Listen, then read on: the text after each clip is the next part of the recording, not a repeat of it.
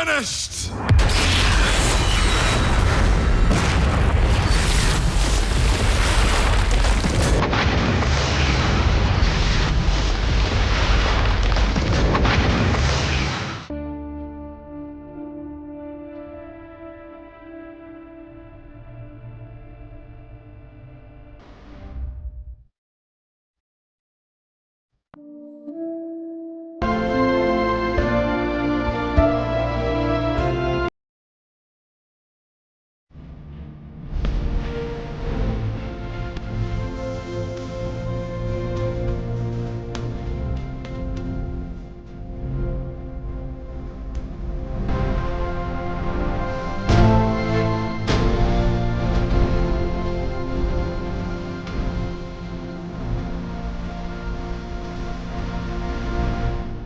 Who are the Christians?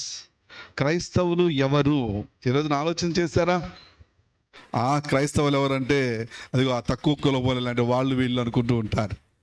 క్రైస్తవులు ఎవరు అనగా బైబిల్ చెప్తున్నటువంటి ఉద్దేశాలు, సత్యాలను మనం ఈ రోజున ఆలోచన చేద్దాం. కాబట్టి ఇది మనం తెలుసుకోవాలి. నీకు తెలుసా? Have you ever thought of this? What Christians have done for us, those who follow Christ and his crucifixion. యేసయ్యను, యేసయ్య సిలువను వెంబడిస్తున్న క్రైస్తవులు యేసయ్యను బట్టి మనకేం చేశారో తెలుసా? కాబట్టి ఈ రోజున సందేశం చాలా ప్రాముఖ్యమైనది. మనకి ఈ తరానికి, ఈ కాలానికి కావాల్సినటువంటి మాటలు ఇవి. మొట్టమొదటిగా మనం చూస్తున్నాం, క్రైస్తవులు ఎవరు? Who are the Christians? What Bible says about this? Bible ఏం చెప్తుంది దీని గురించి? బుక్ ఆఫ్ యాక్ట్స్ చాప్టర్ 11:26, అపొస్తల కార్యముల గ్రంథము 11వ అధ్యాయము 26వ వచనంలో ఇలా చెప్తున్నాడు, వారు కలిసి 1 సంవత్సరమంతయు సంఘములో ఉండి బహుజనులకు వాక్యమును బోధించిరి. గమనించండి, వారు అంతియోకియా ప్రాంతంలో ఉన్నారు. యాంతియోక్ అంటారు అనే ప్రాంతములో ఉండి సంవత్సరము కాలము బహుజనులకు వాక్యాన్ని బోధించారు. ఆ చుట్టుపక్కల ప్రాంత ప్రజలకు ఏం చేశారంట? వాక్యాన్ని బోధించారు. ఇది ఆలోచన చేయాలి మనం. ఈరోజు మనం ఈ లోకంలో ఉన్న దేనికోసం అంటే వాక్యాన్ని బోధించటానికి. we have to share the word of God. దేవుని వాక్యాన్ని మనము బోధించే వరంగా ఉండాలి. దేవుని వాక్యాన్ని మన జీవితం ద్వారా, మన సాక్ష్యం ద్వారా, మన మాటల ద్వారా యేసు ప్రభుని మనము వారికి కనపరిచే వరంగా ఉండాలి. మన బ్రతుకు ద్వారా, మన ప్రవర్తన ద్వారా, మన సమస్తము ద్వారా యేసు ప్రభుని మనం చూయించాలి.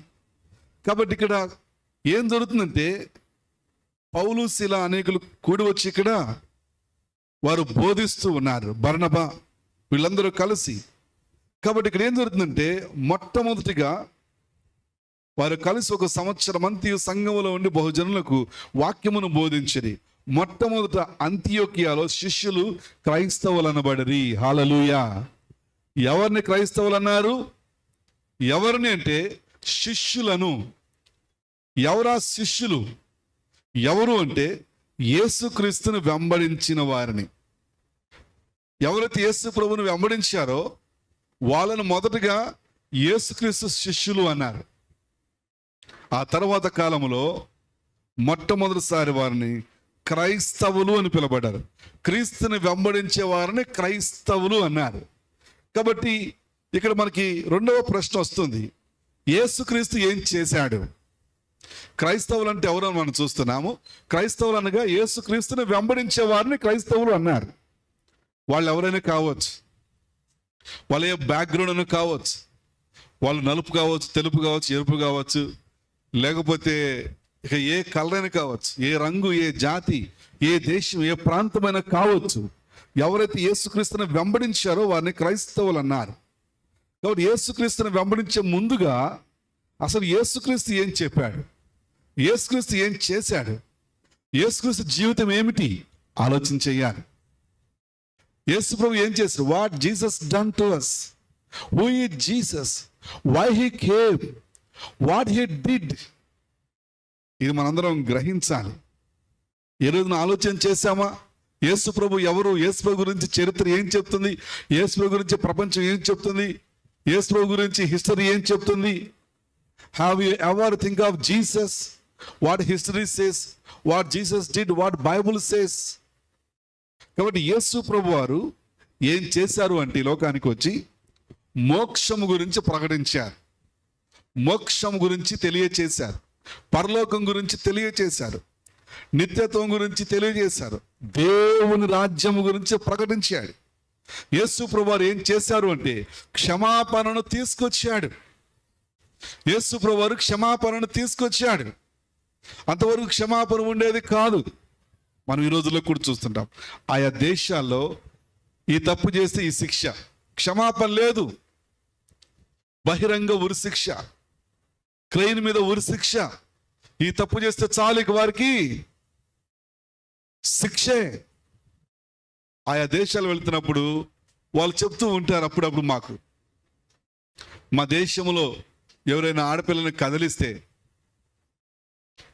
వాళ్ళు అంటూ ఉన్నారు, ఆ డ్రైవర్స్, ప్రభుత్వం శిక్ష వేయకపోతే వీళ్ళే గన్ తీసుకుని ఆ వ్యక్తిని కాల్ చంపేస్తారు.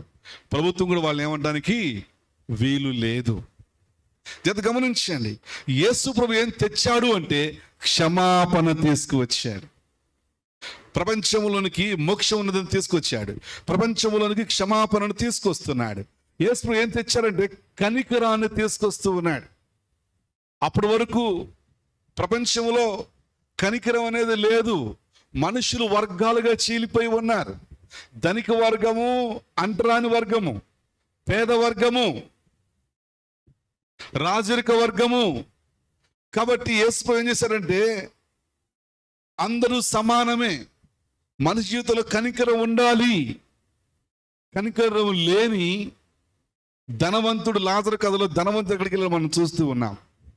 యేసు ప్రభు వారు కనికరాన్ని తీసుకొస్తున్నాడు, కనికరాన్ని పరిచయం చేస్తూ ఉన్నారు. యేసు ప్రభు వారు ఈ లోకంలోనికి సమానత్వాన్ని తీసుకొస్తూ ఉన్నాడు. ఆలోచన చేయాలి. ఈ రోజున చాలా మంది ఇవే ఆలోచన చేయరు. ఏమంటే కనికరం లేని వారు ఈ రోజున మనం చూస్తూ ఉన్నాం. ఏమంటే కనికరం లేని వారు ఎట్లా ఉన్నారంటే బలమైన వారు బలహీనమైన వారి మీద పడి వారిని ఏమండి విచ్ఛిన్నం చేస్తున్నారు, వారిని బాధిస్తూ ఉన్నారు, వారిని శ్రమ పెడుతూ ఉన్నారు. కాబట్టి యేసు ప్రభువారు ఏం చేస్తున్నాడంటే కనికరాన్ని, నూతన జన్మను, నూతన మార్పును, దైవ ప్రేమను, పరలోకపు ప్రేమను, నిత్యత్వంలో ఉండే దైవ ప్రేమను మనకు పరిచయం చేస్తూ ఉన్నాడు. అన్నాడు ఇంక చివరిగా ఆయన, నేను మీకోసం ప్రాణం పెట్టడానికే వచ్చాను. ఎందుకు వచ్చాడంటే యేసు ప్రభువారు ప్రాణం పెట్టడానికే. ఈ లోక చరిత్రలో చూడండి, ఎవరైనా చెప్పారా I came to give my life? Has anyone said this? Did anyone said this? ఎవరైనా చెప్పారా? ఎవరు చెప్పలా.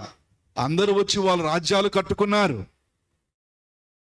వారి యొక్క సామ్రాజ్యాలు విస్తరింప చేసుకున్నారు, వారికి సంబంధించినవి గొప్ప గొప్ప నిర్మించుకున్నారు. కానీ యేసు ప్రభువు వారు ఏది నిర్మించలా. యేసు ప్రభువు వారు మానవ హృదయాల మీద తన యొక్క ఏమంటే ప్రేమ లేఖను, దైవ ప్రేమ లేఖను లిఖిస్తూ ఉన్నారు. అదే పరిశుద్ధ గ్రంథం, క్రొత్త నిబంధన, పాత నిబంధన గ్రంథాలు. దేవుడు తన వాక్యమును తన యొక్క శిష్యుల హృదయాలలోనికి ఏమండి ప్రవహింపచేశాడు. 12 మంది శిష్యులను తయారు చేశాడు. మనం చూస్తూ ఉన్నాం క్రీస్తు శకం 1వ శతాబ్దంలో 12 మంది శిష్యులు వాళ్ళు స్కాటర్డ్ ప్రపంచ దేశాల్లోనికి వెళ్ళిపోయారు. వాళ్ళు ఒక భారతదేశంలోనికి కాదు, రోమాలోకి వెళ్ళారు, చుట్టుపక్కల దేశాలకు వెళ్ళారు, అనేక దేశాల్లోనికి వెళుతూ ఉన్నారు. 12 మంది శిష్యులు అనేక దేశాలకు వెళ్ళి అనేక దేశాల్లో యేసు ప్రభు గురించి సువార్త ప్రకటించడం ప్రారంభించారు. 12 మందితో ప్రారంభమైంది ఇది. యేసుక్రీస్తు ప్రారంభించారు, ఆ తర్వాత తన శిష్యులైన 12 మందికి అప్పగించాడు. వాళ్ళందరూ కూడా దీన్ని 2023 సంవత్సరాలు అవుతుంది. ఇప్పుడు ఎక్కడి నుంచి చేసినా ఈ యొక్క క్రైస్తవత్వము ప్రపంచంలో మొదటి స్థానంలో ఉన్నది, ఫస్ట్ ర్యాంకులో ఉన్నది. కారణం ఏమిటి? ఒకే ఒక్క దైవ మానవుడు యేసు ప్రభు ప్రారంభించాడు, స్థాపించాడు. యేసు ప్రభు ఈ భూమి మీదకి వచ్చి మోక్షాన్ని గురించి, క్షమాపణ గురించి, కనికరం గురించి, నూతన జన్మ గురించి, మారు మనసు గురించి, మార్పు గురించి, దేవుని ప్రేమ గురించి, పరలోకం గురించి ప్రకటించి ఆయన అన్నాడు, నా ప్రాణము పెట్టడానికి నేను వచ్చాను. I came to give my life. ఆయన స్థాపించినటువంటి ఈ యొక్క నవనూతన క్రైస్తవత్వం, దానిని ఎంతో మంది సంవత్సరాలలో 3వ శతాబ్దం, 2వ శతాబ్దం, 1వ శతాబ్దం, 19వ శతాబ్దం, 17వ శతాబ్దం, 16వ శతాబ్దం, 15వ శతాబ్దం, అన్ని సంవత్సరాలలో పెరికి వేయాలని ప్రయత్నాలు చేశారు. ఎక్కడ ఆగిపోలా. ఎంతగా దాన్ని లేకుండా వేలు సహా పెరికి వేయాలని కోరుకున్నారో అంతగా విచ్చుకుంటూ మరి అభివృద్ధి చెందుతూ వస్తూ ఉన్నది. కాబట్టి క్రైస్తవులు ఎవరు అంటే క్రీస్తును వెంబడించే వాళ్ళు. క్రీస్తు ఏం ప్రకటించాడు మనం చూస్తూ ఉన్నాం. మత్తయి సువార్తలోకి వెళదాం. 20వ అధ్యాయం 28వ వచనం. మార్కు సువార్త 10వ అధ్యాయం 45వ వచనం. Book of Matthew chapter 20 verse 28, Mark chapter 10 verse 45. Book of Matthew chapter 20:28, Mark chapter 10 verse 45. మత్తయి సువార్త 20వ అధ్యాయము 28వ వచనం. అలాగే మనుష్య కుమారుడు పరిచారము చేయించుకున్నటకు రాలేదు, కానీ పరిచారము చేయుటకును అనేకులకు ప్రతిగా విమోచన క్రయధనముగా తన ప్రాణమునిటికి వచ్చినని చెప్పాను. యేసు ప్రభు ఎందుకు వచ్చాడు మనం చూస్తూ ఉన్నాం. He came to give his life. ఎందుకు వచ్చాడంట యేసు ప్రభు వారు? తన ప్రాణం ఇవ్వటానికి వచ్చాడు. ఇది ఆలోచన చేయాలని ఎవరు ఇటువంటి స్టేట్మెంట్ ఇవ్వలా. నేను వచ్చింది దోచుకోవడానికి అన్నట్టుగా ఉన్నారు మనుషులు. నేను వచ్చింది సంపాదించుకోవడానికి, నేను వచ్చింది విస్తరింపజేసుకోవడానికి కదా. ఎక్కడో పుడతాం. ఆస్తులు ఎక్కడ ఉంటాయి తెలిసిన? అమెరికాలో ఉంటాయి. ఎక్కడో గుంటూరులో, ఆంధ్రాలో, మారుమూలలో పుడతాం. ఎందుకు వచ్చామంటే సంపాదించుకోవడానికి. కానీ యేసు ప్రభువుని అడిగితే, ఎందుకు వచ్చావయ్యా నువ్వు యేసు ప్రభు అని అడిగితే, నేను మీకోసం ప్రాణం పెడతానికి వచ్చాను. I came to give my life to you. నా ప్రాణం మీకోసం పెడతానికి వచ్చాను. మనం చూస్తూ ఉన్నాం కదా ఈ రోజుల్లో అనేకమైనటువంటివి మనుషులు కానీ, ఎవరైనా కానీ, ఏదైనా కానీ వాళ్ళు విస్తరిస్తూ ఉన్నారు ధనములో, అనేక విషయాల్లో, కానీ దైవత్వంలో కాదు. యేసుక్రీస్తును మనం చూస్తున్నాం ఇక్కడ. ఆయన చెప్తూ ఉన్నాడు, అనేకులకు ప్రతిగా విమోచన క్రయధనముగా తన ప్రాణము నీటికి వచ్చెను. మార్కు సువార్త 10:45 కూడా చెప్తున్నా, అనేకులకు ప్రతిగా విమోచన క్రయధనముగా తన ప్రాణమునిచ్చుటకు వచ్చెనని చెప్పాను.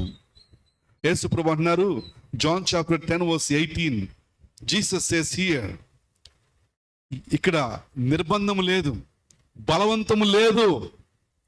అదే చెప్తారు ప్రారంభము నుంచి కూడా చెప్పే సువార్త ఏంటంటే, యేసు ప్రభు సువార్త it's freedom, it's free will. స్వేచ్ఛలో నీ ఇష్టం, నువ్వు వెంబడించవచ్చు, వెంబడించకపోవచ్చు. దేవునికి ఇచ్చిన స్వేచ్ఛలో నువ్వు ఏ మతానైనా, ఎవరినైనా పూజించవచ్చు, ఆరాధించవచ్చు. మన దేశంలో లేకపోలేదు సూర్యచంద్రులను ఆరాధించేవాళ్ళు, మన దేశంలో లేకపోలేదు అనేకమైన ఆరాధించేవాళ్ళు. కాబట్టి మనకు స్వేచ్ఛ ఉన్నది, దేవుడు స్వేచ్ఛ ఇచ్చాడు. కాబట్టి యేసే జీవితంలో కూడా స్వేచ్ఛను మనం చూస్తూ ఉన్నాం.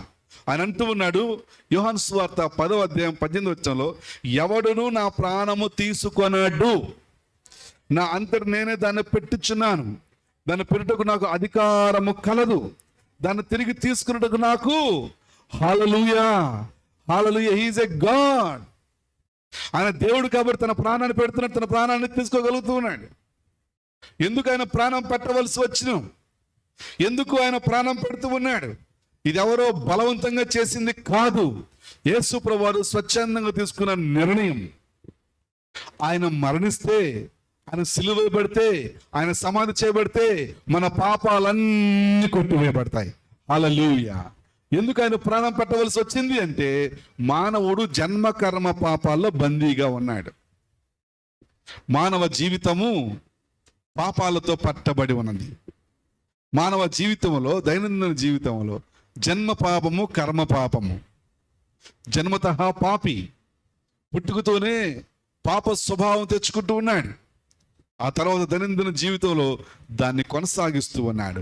దీని నుంచి విడిపించబడాలి అంటే పాపము లేని పరిశుద్ధుడైన వారు రక్తము చిందించాలి. అలాగే చెప్తుంది బైబిల్, రక్తము చిందింపనిదే పాప క్షమాపణ లేదు. యేసు ప్రభువారు రక్తం చిందిస్తూ ఉన్నాడు. యేసు ప్రభువారు తన రక్తాన్ని చిందిస్తున్నాడు. అది ఎలాగూ అంటే స్వచ్ఛందంగా, నా అంతటి నేను దాన్ని పెట్టుచున్నాను, దాన్ని పెట్టుకు నాకు అధికారం కలదు, తిరిగి తీసుకున్నట్టు నాకు అధికారము కలదు. కాబట్టి క్రైస్తవులు అంటే ఎవరు అంటే యేసుక్రీస్తుని వెంబడించేవారు. యేసు ప్రభు ఏం చేశాడు అంటే తన ప్రాణాన్ని పెడుతున్నాడు. He was carrying the cross, he was shedding his blood on the cross, he was dying on the cross. Yesayya తన ప్రాణాన్ని ఆ భారభరితమైన సిలువను మోస్తూ సిలువలో తన ప్రాణాన్ని పెడుతూ ఉన్నాడు. ఆలోచన చెయ్యాలి. చాలా మంది హేళన చేస్తుంటారు, చెక్క సిలువ. సిలువ అంటే చెక్క సిలువ గురించి మనం మాట్లాడటం లేదు, ఆయన త్యాగము గురించి మాట్లాడుతూ ఉన్నాం. ఆయన సిలువలో చేసినటువంటి గొప్ప కార్యం గురించి మాట్లాడుతూ ఉన్నాం. ఆయన సిలువలో ఏం చేశాడంటే ప్రపంచమును పాపము నుండి, శాపము నుండి, నరకము నుండి తన సిలువ త్యాగము ద్వారా విడిపిస్తున్నాడు. The cross changes world up and down. The sinful life and the hell, everything was dividing by the cross. If you accept Jesus, you are free to come to the kingdom of God through what happened on the cross. సిలువలో ఏం సంభవించిందో దాని ద్వారా నువ్వు ఫ్రీగా, ఉచితంగా ఆయన రాజ్యాన్ని చేరుకోవచ్చు. కాబట్టి క్రైస్తవులు ఎవరో చూస్తున్నాడు, క్రీస్తు ఏం చేశాడో చూస్తున్నాం. అప్పుడు ఆయన సమాధి చేయబడి సిలువలో ప్రాణపెట్టి తిరిగి లేచిన తర్వాత ఆయన శిష్యులతో చెప్పబడిన మాట అపోస్తల కార్యములో 1వ అధ్యాయము 8వ వచనం. Book of Acts chapter 1 verse 8. Book of Acts chapter 1 verse 8. అపోస్తల కార్యములు 1వ అధ్యాయం 8వ వచనంలో, అయినను పరిశుద్ధాత్మ మీ మీదకు వచ్చినప్పుడు మీరు శక్తిని నిదరు కనుక మీరు యెరూషలేములోను యోదయ సమరయ దేశముల అంతటను బూదిగంతముల వరకు, but you shall receive power, ability, efficiency and might when the Holy Spirit has come upon you, and you shall be my witnesses in Jerusalem and all Judea and Samaria and unto the ends of the earth, the very bounds of the earth. అని చెప్తున్నాడు ఎక్కడంటే ఇది యెరూషలేములో జరుగుతున్నటువంటి సంఘటన, యెరూషలేములో జరుగుతున్నటువంటి మాటలు, అక్కడ జరుగుతున్న సంభాషణ మనం చూస్తున్నాం. మీరు యెరూషలేములోను యోదయ సమరయ దేశముల అంతటను బూదిగంతముల వరకు. హల్లెలూయా, హల్లెలూయా. గమనించండి, యెరూషలేములో జరుగుతున్నటువంటి సంభాషణ ఇది. పరిశుద్ధాత్మ దేవుడు మీ మీదకు వస్తాడు, మీరు శక్తిని పొందుకుంటారు, మీరు బలాన్ని పొందుకుంటారు, మీరు ధైర్యాన్ని పొందుకుంటారు, మీరు ఆత్మతో నింపబడతారు. అప్పుడు మీరు యెరూషలేములో, యోదయాలో, సమరయాలో బూదిగంతముల వరకు, you will scattered all over the world. Hallelujah, hallelujah. ఆలోచన చేయాలి. క్రైస్తవత్వం మనం చూస్తూ ఉన్నాం. యేసు ప్రభువారు పరిశుద్ధాత్మ దేవుడు తన వాక్యం రాయిస్తూ ఉన్నాడు. మీరు బూదిగంతముల వరకు నాకు సాక్షులై ఉంటారు అనగా క్రైస్తవత్వము 12 మందితో ప్రారంభమయ్యి అక్కడి నుంచి పరిశుద్ధాత్మ కుమ్మరించబడటం ద్వారా అక్కడి నుంచి ప్రపంచ దేశాలకు వెళుతూ ఉన్నది. ప్రపంచ దేశాలకు వెళుతుంది.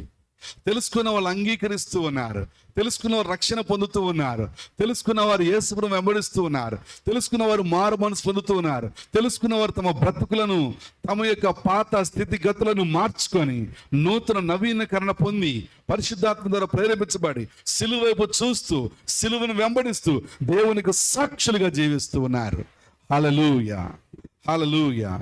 అలాగున క్రైస్తవత్వం ఏమైందంటే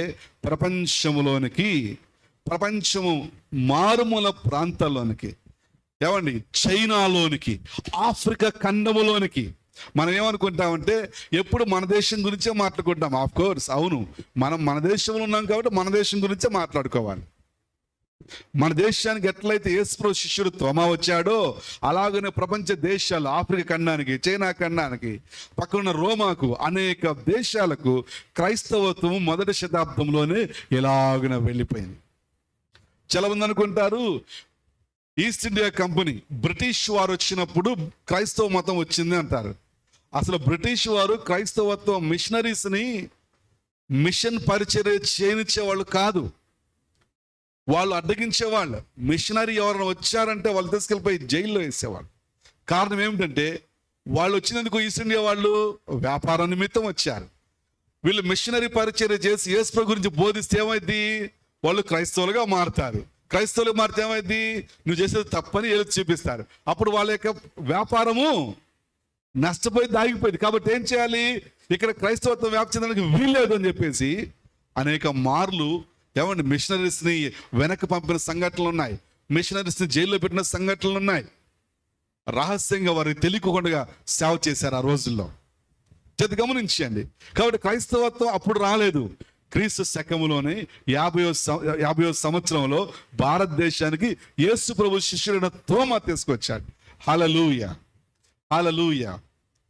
ప్రభు చిత్తమైతే రాబోతున్న రోజుల్లో మరి మొదటి సంఘము కేరళలో స్థాపించాడు తోమా భక్తుడు. ఆ ప్రాంతానికి వెళ్ళి ఖచ్చితంగా అక్కడ నుంచి మీకు మరి ఆ లైవ్ ఫొటోస్ ఖచ్చితంగా పెడతాను ప్రభు చిత్తం అయితే. ఆయన భారతదేశంకి వచ్చి కేరళ రాష్ట్రం వచ్చి అక్కడ నుంచి చెన్నై, మైలవరం వచ్చి, మైలాపురం వచ్చి అక్కడ మరి పరిచర్య చేసి అక్కడే ఆయన చనిపోయారు. కాబట్టి ఇక్కడ శిష్యులు పరిశుద్ధాత్మను పొందుకొని ప్రపంచం నలుమూలలకు వచ్చేసారు. మన దేశం వచ్చిన వాళ్ళ గురించి మనం మాట్లాడుకుంటాం. ప్రభు చిత్తం అయితే వచ్చే వారం అనేక దేశాల గురించి మరి శిష్యులు ఎక్కడెక్కడ వెళ్ళారు, ఏమేం చేశారని మనం చూద్దాం. కాబట్టి ఇక్కడ ఏం జరుగుతుందంటే మరి 12 మంది శిష్యులు వారి ద్వారా అక్కడ అభిషేకం పొందుకున్నవారు, పరిశుద్ధాత్మ పొందుకున్నవారు చుట్టుపక్కల దేశాలకు, ప్రపంచ దేశాలకు వెళుతూ ఉన్నారు. ఇలాగ స్కాటర్డ్ ప్రపంచ నలుమూలకు వెళ్ళిపోయి యేసు ప్రభు సువార్త చెప్తూ ఉన్నారు. కాబట్టి తోమా భక్తుడు భారతదేశానికి వచ్చాడు. ఎప్పుడు క్రీస్తు శకము 52వ సంవత్సరంలో భారతదేశంలో ఆయన సేవ చేశాడు. భారతదేశంలో కేరళ రాష్ట్రంలో అనేక ప్రాంతాల్లో ఆయన సేవ చేశారు. కొందరు అంటారు చైనాకు కూడా వెళ్ళి ఆయన అక్కడ సేవ చేసి వచ్చారు అంటారు. కాబట్టి జాగ్రత్త గమనించండి. ఏది ఏమైనా క్రైస్తవులు, క్రీస్తు కలిగిన క్రైస్తవులు మన కోసం ఏం చేశారు ప్రశ్న, సందేశం. కాబట్టి ఇప్పుడు మనం చూసాం క్రైస్తవులు అంటే ఎవరు, క్రీస్తుని వెంబడించేవాళ్ళు. క్రీస్తు ఏం చేశాడో మనం చూసాం. క్రీస్తు శిష్యులకు వాగ్దానాన్ని మనం చూస్తున్నాం. క్రీస్తు శిష్యులు 12 మంది ప్రపంచ నలుమూలకి వెళ్ళటం మనం చూస్తున్నాం. ప్రపంచ నలుమూలకి వాళ్ళు వెళుతూ ఉన్నారు. కొండల్లో, గుట్టల్లో, ట్రైబుల మధ్య, అనేక జాతుల మధ్య వారు తమ ప్రాణాల్ని పణంగా పెట్టి, వారికి కేవలం ఏమిటి అంటే ఆస్తులు సంపాదించుకోవడానికి కాదండోయ్, డబ్బు సంపాదించుకోవడానికి కాదండోయ్, ఆస్తులను పెంచుకోవడానికి కాదు, డబ్బులు పెంచుకోవడానికి కాదు. వాళ్ళు కేవలం they shared about the love of cross, the love of Christ, God's love. జత గమనించండి. ఆ సేవకులు, ఆ మిషనరీస్ దేవుని ప్రేమను పంచారు, పరలోకపు ప్రేమను పంచారు, సిలువ ప్రేమను పంచారు, యేసయ్య మన పట్ల చెప్పిన ప్రేమను పంచుతూ ఉన్నారు. They came to do that. వాళ్ళు ఆస్తులు పెంచుకోవడానికి కాదు, వాళ్ళ ఆస్తులు సంపాదించుకోవడానికి కాదు, డబ్బులు సంపాదించుకోవడానికి కాదు, బ్యాంక్ బ్యాలెన్స్ పెంచుకోవడానికి కానే కాదు. వాళ్ళు ఎందుకు వచ్చారు అంటే క్రీస్తు ప్రేమను వ్యాప్తి చేయడానికి. యేసు ప్రభువు ఉన్నాడు, ప్రేమించే దేవుడు. ఆయన కోసం బలైపోయాడు. ఆయనను పాపము, శాపము, నరకం నుంచి విడిపించే దేవుడు. అదే వారి నినాదం. క్రీస్తు శకము యేసు ప్రభు కాడి నుంచి శిష్యులు బోధిస్తున్న బోధ. కాబట్టి ఆ 52వ సంవత్సరం నుంచి మనము 19వ శతాబ్దంలోకి జంప్ అవుదాం. మధ్యలో ఎన్నో వందల సంవత్సరాలు ఉన్నాయి. వాటి గురించి మనం ఎప్పుడైనా ప్రభు చిత్తం అయితే మాట్లాడుకుందాం. జాగ్రత్త గమనించండి. చాలా మంది ఈ రోజుల్లో ఏం చేస్తున్నారంటే పలానా గ్రామాన్ని మేము దత్తత తీసుకుంటున్నామని చెప్తున్నారు కదా. చాలా మంది మీరు చూస్తూ ఉంటారు. చాలా మంది సినిమా వాళ్ళు, రాజకీయ నాయకులు, క్రికెటర్స్, డబ్బున్న వాళ్ళందరూ కూడా దత్తత తీసుకుంటున్నాం. వెంకటాద్రిపేట దత్తత తీసుకుంటాం, రైల్వే స్టేషన్ రోడ్డు మేము దత్తత తీసుకుంటున్నాం, ఏమంటే గుంటూరు మేము దత్తత తీసుకున్నాం అని చెప్తున్నారు. దివిసీమ ఉప్పెన 1977 నవంబర్ 19 శనివారం రోజు దివిసీమ ఉప్పెన ఏం చేస్తుందంటే నాగాయలంక చుట్టుపక్కల ఊర్లు మొత్తం 2 తాడి చెట్ల లోతు మొత్తము జల సమాధి అయిపోయింది. దివిసీమ ఉప్పెన. అప్పుడు మన ముఖ్యమంత్రి గారు ఎవరు అంటే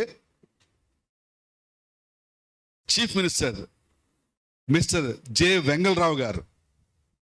అప్పుడు ముఖ్యమంత్రి వెంగళరావు గారు. ఆయన కాలంలో 70 ఏళ్ళు జరిగిన సంఘటన జ్ఞాపకం చేస్తూ ఉన్నాను. అప్పటికి భారతదేశంలో డబ్బు లేదా? అప్పటికి భారతదేశంలో కోటీశ్వరులు లేరా? అప్పటికి భారతదేశంలో ధనం ఉన్న వాళ్ళు లేరా? అప్పటికి భారతదేశంలో వ్యాపారవేత్తలు లేరా? అప్పటికి భారతదేశంలో డబ్బున్న వారు లేరా? చేత గమనించండి. ఎక్కడో అమెరికాలో పుట్టి ఎక్కడో అమెరికాలో సువార్త సేవ చేసుకుంటున్నారు డాక్టర్ బిల్లీ గ్రహం గారు. ఈ దివిసీమ ఉప్పెన ఆయన మనసును కలచివేసింది, ఆయన హృదయాన్ని కలచివేసింది. ఏడ్చాడంట, బాధపడ్డాడంట, అనేకులకు షేర్ చేశాడంట. అందరూ కలిసి ప్రార్థన చేసి అమెరికా నుంచి వాళ్ళు స్పెషల్ ఫ్లైట్లో ఇండియాకు వచ్చారు. ఇప్పుడు కాదండోయ్, ఎప్పుడు 1977వ సంవత్సరం డిసెంబరు 8వ తారీఖు గురువారం. ఏంటంట? ఇవన్నీ ఉన్నాయి, మేము వెళ్ళి చూసాం, 2 కళ్ళతో చూసాం. మేము ఈ ప్రాంతాలకు వెళ్ళి మొత్తం పరిశీలించాం, పర్యవేక్షించాం. ఈ ప్రాంతాన్ని మీరు కూడా చూడొచ్చు. ఇప్పటికీ ఆ చర్చ్ ఉంది, అక్కడ ఆయన కట్టిన ఇల్లు ఉన్నాయి, ఆయన చేస్తున్నటువంటి పరిచర్యం. బిల్లీ గ్రహం గారు చనిపోయారు, లేరు. ఆయన చేసిన అన్నీ ఉన్నాయి ఇక్కడ. 1977లో డిసెంబర్ 8వ తారీఖున స్పెషల్ ప్లెయిన్లో భారతదేశం వచ్చాడు. భారతదేశం వచ్చిన తర్వాత గమనించండి, మన చీఫ్ మినిస్టర్ వెంగళరావు గారు మరి ఎయిర్ ఫోర్స్ హెలికాప్టరు ప్రత్యేకంగా వీళ్ళ కోసం అరేంజ్ చేశారు. ఆ ప్రాంతం చూస్తానికి వెళ్ళిపోయి ఆ ప్రాంతాన్ని చూసి ఆయన ఏడ్చేశారంట. ఏడ్చేసి అప్పుడే చెప్పాడు ఒక మాట, ఇదిగో ఈ ఊరు నేను దత్తత తీసుకుంటాను. Hallelujah, let's claps and glorify Jesus. క్రీస్తుని ఎరిగినటువంటి క్రైస్తవులు చేసినటువంటి కార్యాలు మనం చూస్తూ ఉన్నాం. Billy Graham 1997 December 8th Thursday he came to Nagayalanka on special flight from USA with his friends. Those days there is so much money. He cried. God put burden in his heart for that people. He came. Those days our chief minister, Andhra Pradesh chief minister Jalagam Vengalrao garu, he arranged Air Force helicopter to see that place. He visited that place. He cried out there, and there only he said, I will take this place. I will adopt this place. I will adopt this place. He built 285 homes there. ఏం చేస్తారంటే అప్పుడు 285 ఇల్లు ఎవరు కట్టించారంట? Doctor Billy గ్రహం గారు కట్టించారు.